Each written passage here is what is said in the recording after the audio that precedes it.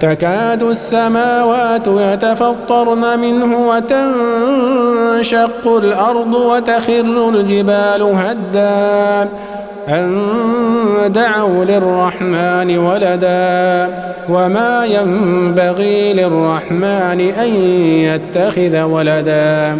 أعوذ بالله من الشيطان الرجيم. بسم الله الرحمن الرحيم.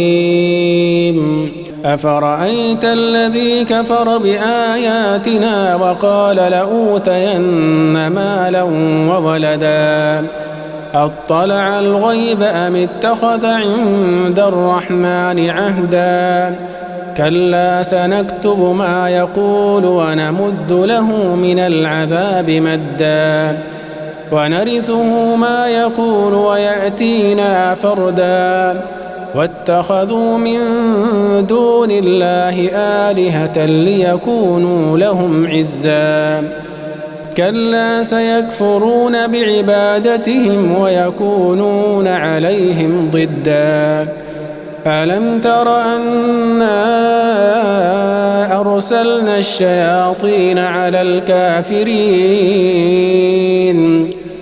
الكافرين تؤزهم أزا فلا تعجل عليهم إنما نعد لهم عدا يوم نحشر المتقين إلى الرحمن وفدا ونسوق المجرمين إلى جهنم وردا لا يملكون الشفاعة إلا من اتخذ عند الرحمن عهدا وقالوا اتخذ الرحمن ولدا لقد جئتم شيئا إدا تكاد السماوات يتفطرن منه وتنشق الأرض وتخر الجبال هدا أن دعوا للرحمن ولدا وما ينبغي للرحمن أن يتخذ ولدا إن كل من